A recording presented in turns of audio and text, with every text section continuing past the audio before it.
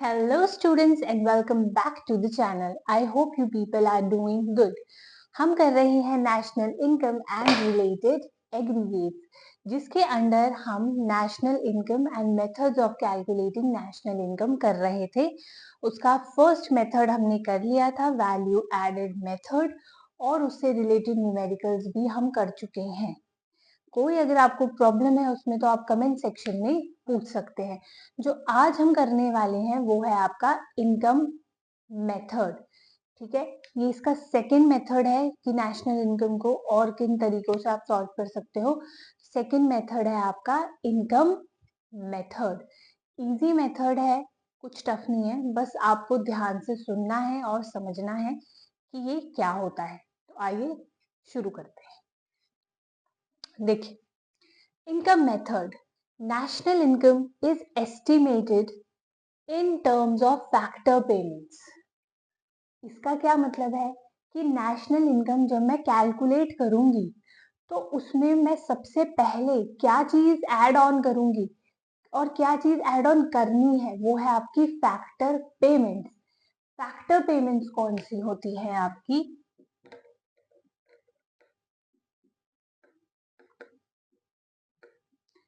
Factor payments होती हैं जो आपने फैक्टर सर्विसेज को दे फैक्टर सर्विसेज को देकर ली है। ठीक है, अब देखिए हाउस होल्ड है, we have already done this but still I am revising it with you. Household है और ये फर्म है। हाउस होल्ड ने फर्म को क्या दिया? फैक्टर सर्विसेज दी। ठीक है, अब वो फैक्टर सर्विसेज कौन कौन सी थी? लैंड,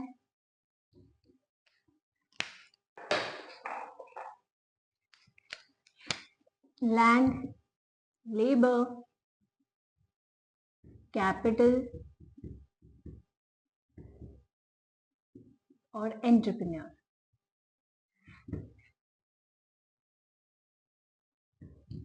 ठीक है, अब जब आपने फैक्टर सर्विसेज इस फॉर्म में फर्म को दी है तो फर्म इन रिटर्न आपको क्या दे रहा था? Factor payments.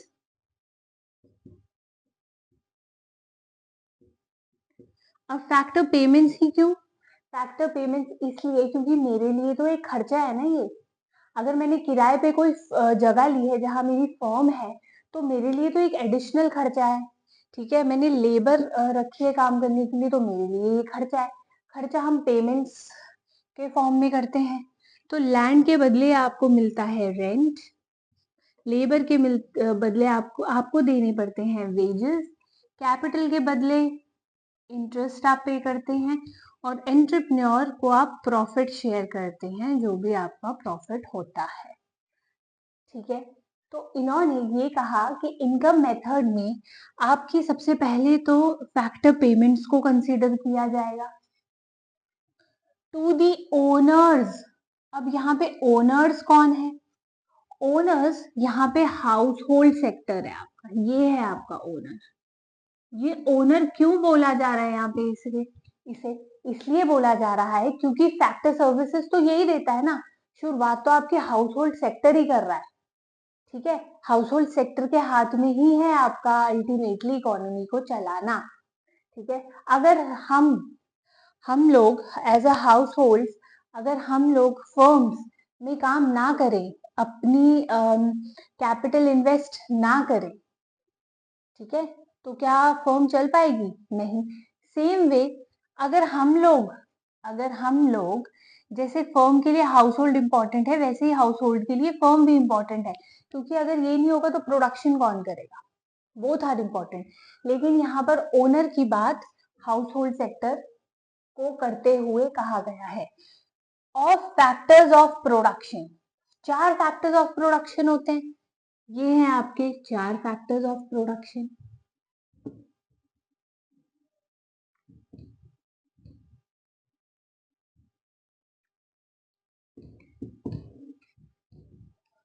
लैंड नहीं होगा, क्यों है ये factors of production?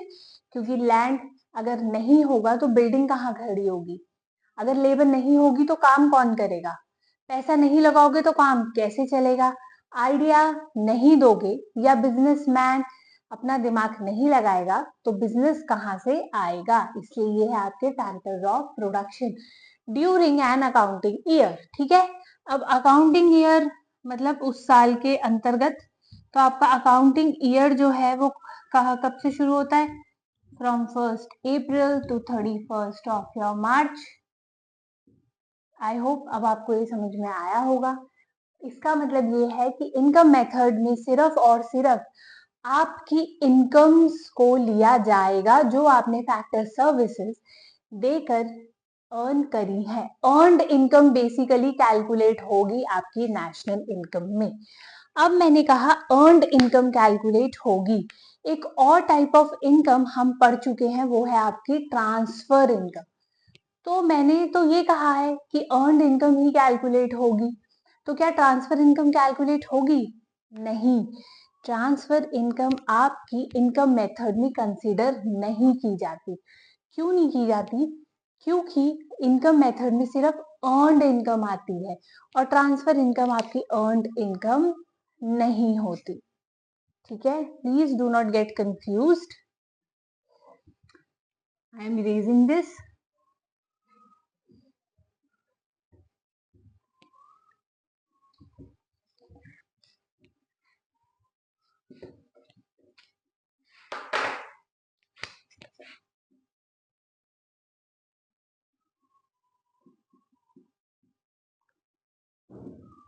Transfer income आप लोग इंक्लूड नहीं करते हैं। अब देखिए ट्रांसफर इनकम क्यों इंक्लूड नहीं होती, क्योंकि ट्रांसफर इनकम वो इनकम है, मुझे पैसे तो मिले लेकिन उसके बदले मैंने कोई सर्विस नहीं दी है। मुझे पैसे मिले लेकिन मैंने कोई सर्विस नहीं दी। जैसे मम्मा पापा ने मुझे क्या दिया, पॉकेट मनी दी। ठीक है, my husband has given me money, तो उसके बदले क्या मैं उन्हें सर्विस दे रही हूँ कि आप मुझे इतने पैसे दीजिए तो मैं आपका ये काम करूंगी और ऑन रेगुलर बेसिस? ऐसा नहीं है, तो वो मेरे लिए ट्रांसफर इनकम है। ठीक है, अब आपकी दो चीजें और हैं जो इसमें हमें करनी है। नेक्स्ट एक है आपका फैक्टर इनकम। अब देखो ये फैक्टर इनकम्स क्या है। फैक्टर इनकम भी we have already done but doing it again. Income earned by a person as a reward for rendering his factor services. Same factor services दो और जो इनकम उसको मिल रही है उसके बदले वो होगी आपकी फैक्टर इनकम। क्लियर? अब एक चीज और है,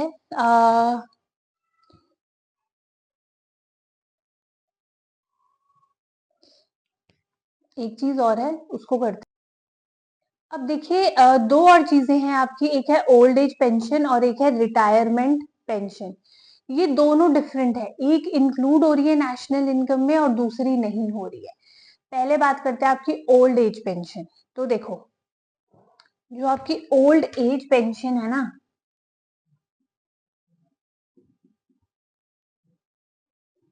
ओल्ड एज पेंशन क्या होती है? बुढ़ापे में जो आपको पेंशन मिल रही है उसके लिए क्या आपने अपनी यंग एज में काम किया है? नहीं किया ना, उसके लिए। ठीक है, ये है कि after 60s, after a limited age, वो आपको पैसे रेगुलर बेसिस पे मिलते रहेंगे, उसके बदले आपने कोई भी सर्विस रेंडर नहीं की है। तो ये आपकी जो है ट्रांसफर पेमेंट कहलाती है और ट्रांसफर पेमेंट्स हम नहीं लेते हैं नेशनल इनकम में। Whereas your retirement pension,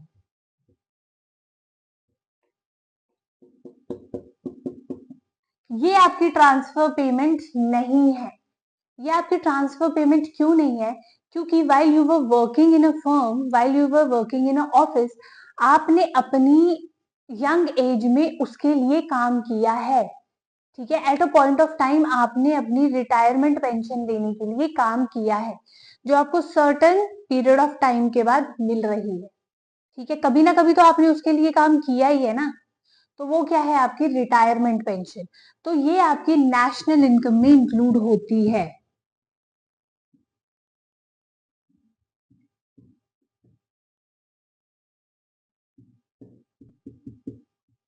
ये आपकी ट्रांसफर पेमेंट नहीं है, ठीक है, ट्रांसफर पेमेंट ये नहीं है और ये आपकी नेशनल इनकम में इंक्लूड होगी। अब जो नेक्स्ट है आपका वो है क्लासिफिकेशन ऑफ फैक्टर इनकम्स, ठीक है, फैक्टर इनकम्स कौन कौन सी हैं और उन्हें हम इंक्लूड कैसे करते हैं, ठीक है, अब वो वाला टॉपिक कर लेते हैं आपका। सो स्टूडेंट्स, नेक्स्ट आपका जो टॉपिक है वो है classification of your factor incomes. Factor incomes के अंदर क्या क्या चीजें आती हैं, अब हम वो पढ़ते हैं। फैक्टर इनकम्स क्या हैं वो आपको ऑलरेडी क्लियर हो चुका है। नेक्स्ट अब जो हम पढ़ने वाले हैं वो है कंपनसेशन ऑफ एम्प्लॉयज। अब देखिए कंपनसेशन का क्या मतलब होता है। कंपनसेशन का मतलब ये होता है कि मैंने कोई सर्विस दी, उसके बदले जो कंपनसेशन या उसके बदले जो मुझे रिटर्न मिला है वो होता है आपका कंपनसेशन। मैंने कोई सर्विस दी, उसके बदले जो मुझे पैसे मिले वो क्या है मेरे लिए कंपनसेशन। तो अब ये किस किस फॉर्म्स में होती है, तो सबसे पहले है wages and salaries in cash. Obviously सबसे पहले जो कंपनसेशन आपको किसी चीज में दी जाती है वो है पैसे, और वो है आपका यह कैश पेमेंट होनी चाहिए। अब कैश पेमेंट किस फॉर्म में हो सकती है, तो वेजेस एंड सैलरीज की फॉर्म में, ठीक है, जो देता है आपको it refers to the cash paid to the employees by employer. Employer देता है एम्प्लॉयज को, ठीक है। नेक्स्ट है आपका पेमेंट्स इन काइंड। अब देखिए पेमेंट्स इन काइंड क्या होता है, ये थोड़ा एक न्यू कंसेप्ट है। It refers to the benefits in kind. अब देखो क्या मतलब है बेनिफिट्स इन काइंड, ये आपकी वो कंपनसेशंस होती हैं जो कैश में ना देकर बेनिफिट्स में दी जाती है या सर्विसेज में दी जाती है। कैश में ना देकर या तो आपको बेनिफिट दिया जाएगा या कोई सर्विस दी जाएगी। जैसे आप कहीं पे काम कर रहे हैं, ठीक है, तो आपको जो आपका जो ओनर है उन्होंने आपको एक कार दे दिया आने जाने के लिए, ठीक है, उन्होंने आपको रेंट फ्री अकोमोडेशन दे दी है, जहां आपको रेंट नहीं देना, आप वहां उनके फ्लैट यूज कर सकते हैं, ठीक है, आपको इलेक्ट्रिसिटी चार्जेस नहीं देने हैं, फ्री इलेक्ट्रिसिटी सर्विस उन्होंने आपको दे दी है। तो ये सब चीजें जो आपको फ्री ऑफ कॉस्ट मिलती हैं वो होती है आपकी बेनिफिट्स इन काइंड। कौन कौन सी हो सकती है आपकी, रेंट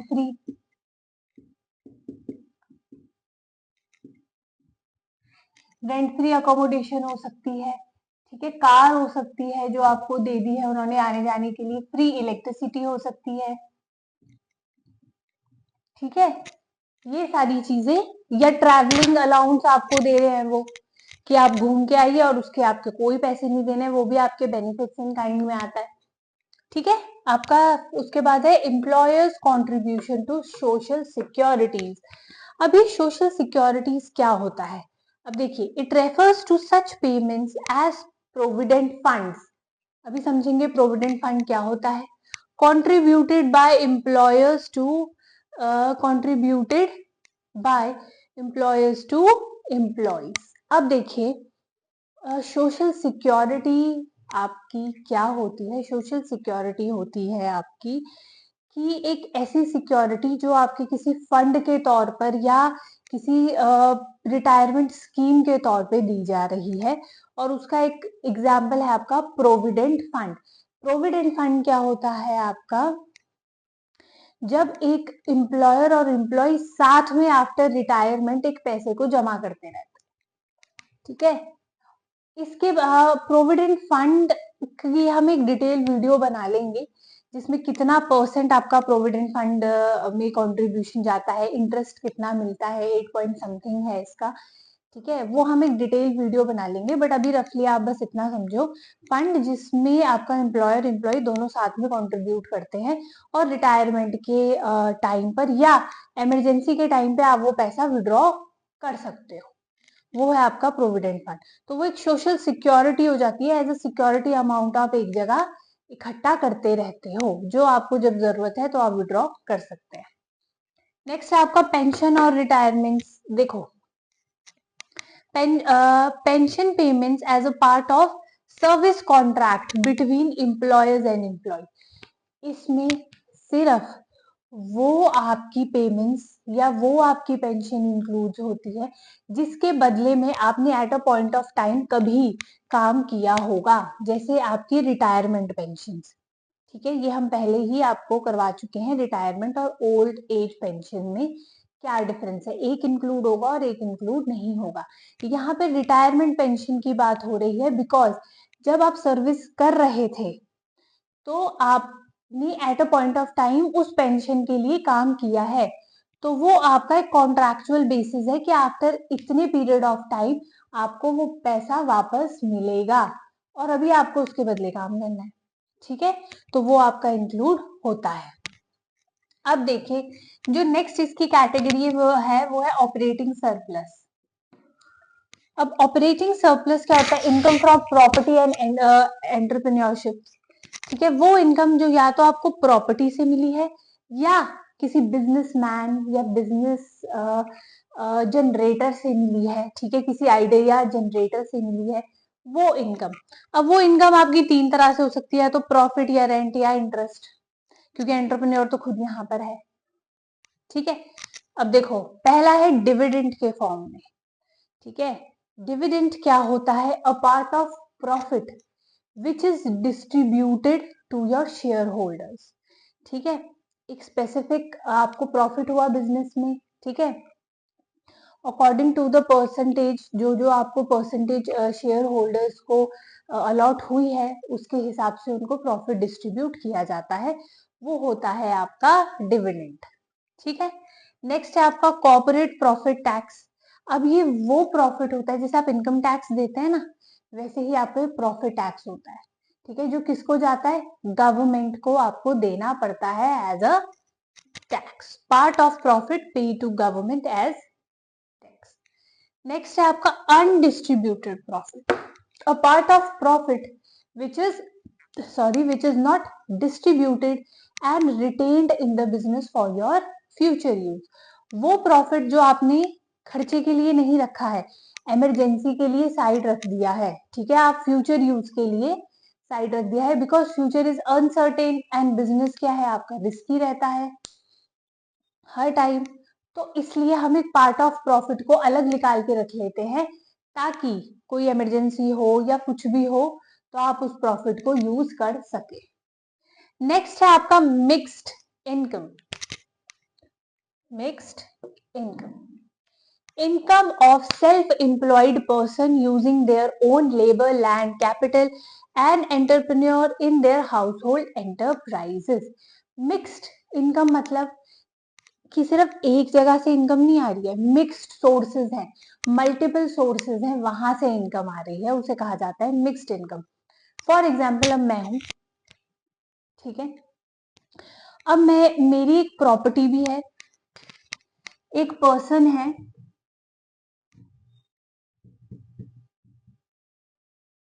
ठीक है, इसकी एक प्रॉपर्टी भी है,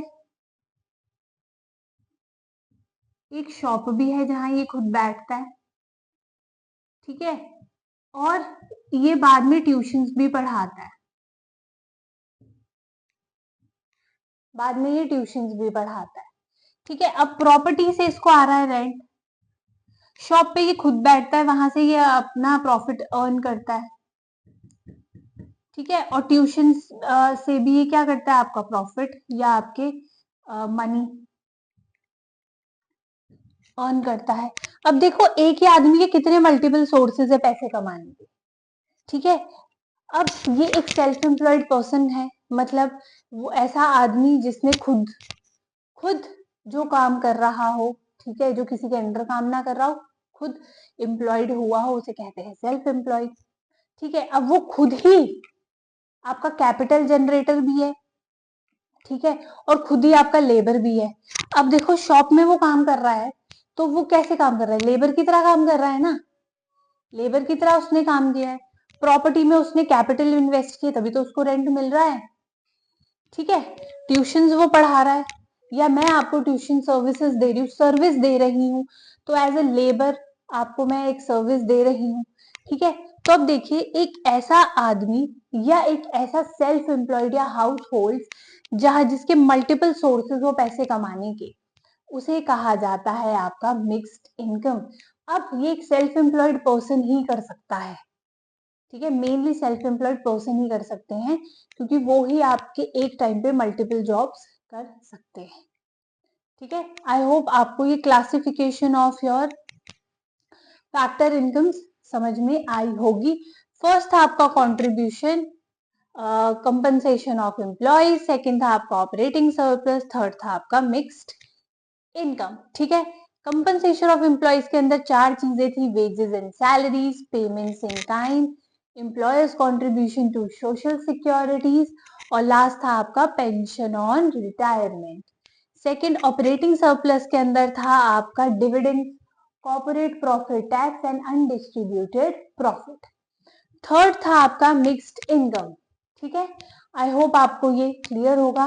अब इसके अंदर जो लास्ट थ्योरी पार्ट हम करने वाले हैं वो है आपके प्रिकॉशंस, कि आपको इनकम मेथड कैलकुलेट करते हुए किन चीजों को इंक्लूड करना है और किन चीजों को इंक्लूड नहीं करना। वैसे अब आपको ये काफी हद तक क्लियर होंगी चीजें कि कौन सी चीजें हम इंक्लूड करते हैं और कौन सी नहीं, बट स्टिल एक बार फटाफट पढ़ लेते हैं और उसके बाद शुरू करेंगे आपके न्यूमेरिकल्स। अब जो आपका नेक्स्ट और लास्ट थ्योरी वाला सेक्शन है वो रह गए हैं आपके what are the precautions regarding income method, ठीक है। मैंने सेपरेटली लिखे हैं ताकि आप अगर इसको कॉपी डाउन भी करते हैं, स्क्रीनशॉट भी लेते हैं, तो आप एग्जाम के टाइम इसको फटाफट रिवाइज कर सके कि कौन सी चीजें आती हैं और कौन सी नहीं आती। तो पहला है वो चीजें जो नहीं आएंगी, ट्रांसफर इनकम, वो इनकम जो मैंने अर्न नहीं की है और मुझे एज अ गिफ्ट बोल देते हैं मिल रही है, वो होती है ट्रांसफर इनकम, ठीक है। जैसे कि आपकी पॉकेट मनी मिल रही है, ओल्ड एज पेंशन मिल रही हैं, ठीक है, स्टूडेंट बोनसेस मिल रही हैं, ये सब चीजें क्या है आपकी ट्रांसफर इनकम्स, और ये इंक्लूड नहीं होती हैं। Income from in legal activities, in legal activities किसी इंसान को मारा, उसके पैसे लिए, तो क्या वो आपकी नेशनल इनकम में इंक्लूड होगी? नहीं। कहीं से आपने चोरी कर ली है कुछ, तो वो जो पैसे आपको मिले हैं क्या वो नेशनल इनकम में इंक्लूड होगा? नहीं। ऐसी एक्टिविटीज जो लीगल ना हो, उनसे अर्न किए हुए पैसे नेशनल इनकम में कैलकुलेट नहीं किए जाते। उसके बाद है income from windfall gains. Windfall gains आपके वो गेन्स होते हैं जो कभी कभी हो, लक वाइज, जैसे लॉटरी निकल गई या मेरी लॉटरी लग गई है, ठीक है, इस तरह की जो इनकम्स होती हैं आपकी, ठीक है, लकी ड्रॉज जो होते हैं, या आपके गेम में किसी में पैसे जीत गए हैं, ठीक है, या फोन में जो आजकल हम लॉटरी गेम्स खेलते हैं, ये सब चीजें, ये सारी चीजें भी नेशनल इनकम में इंक्लूड नहीं की जाती। नेक्स्ट है आपका income tax paid out of compensation of employees, ठीक है, compensation of employees, compensation of employees आपको पता है, उसमें से अगर आप इनकम टैक्स पे कर रहे हैं तो वो भी आपका नेशनल इनकम में इंक्लूड नहीं किया जाता। Corporate tax, dividends and undistributed profits are all part of corporate profit. हमें पता है ये कॉर्पोरेट प्रॉफिट के सारे हिस्से हैं। एक बार अगर ये आपके कॉर्पोरेट प्रॉफिट में इंक्लूड हो गए हैं, नेशनल इनकम में इंक्लूड हो गए हैं, तो सेपरेटली मैं इन्हें इंक्लूड नहीं करूंगी। क्यों करूंगी मैं इंक्लूड? जब एक बार मैंने corporate profit national income calculate करते हुए ले लिया है, इंक्लूड कर लिया है, तो सेपरेटली इनको लेने की आपको कोई जरूरत नहीं है। नेक्स्ट है आपका वो चीजें जो इंक्लूड होती हैं। फर्स्ट है आपका कमीशन ऑन सेकंड हैंड। अब आपने किसी का सामान बिकवाया, उससे आपने कमीशन ली, किसी का घर बिकवाया आपने, ठीक है, तो आपने उसकी कमीशन ली 5%, 10%, वो जो पैसे आपने कमाए वो नेशनल इनकम में इंक्लूड होंगे, ठीक है। National brokerage on second hand goods, same as आपने पैसे अर्न किए किसी चीज को बेचकर, ठीक है, तो वो क्या है आपकी नेशनल इनकम में इंक्लूड होता है। थर्ड है आपका इम्प्यूटेड रेंट और ओनर्स ऑक्यूपाइड हाउसेस, ये मैं फिर से एक्सप्लेन कर देती हूँ इम्प्यूटेड रेंट क्या होता है। मान लीजिए मेरी 2 या 3 स्टोरी बिल्डिंग है, ठीक है? पर मुझे और मेरी फैमिली को एक ही फ्लोर काफ़ी है रहने के लिए, ठीक है? चलो मान लीजिए 2 फ्लोर काफ़ी है रहने के लिए, बट मैंने फिर भी 3rd फ्लोर भी ऑक्यूपाई किया हुआ है। लेकिन अगर मैं उस रेंट पर चढ़ाती उस 3rd फ्लोर को तो उसके मुझे 10 या 15,000 रुपए मिलते। मतलब मार्केट में जो उसकी वैल्यू है, रेंटेड वैल्यू है, वो है 10-15,000 रुपए। तो वो 10-15,000 रुपए तो है ना वैल्यू उसकी। तो वो जो वैल्यू होती है आपकी नेशनल इनकम में कैलकुलेट की जाती है, ठीक है? अब सेल्फ कंजम्पशन के लिए जो हम प्रोडक्शन करते हैं, प्रोडक्शन फॉर सेल्फ कंजम्पशन,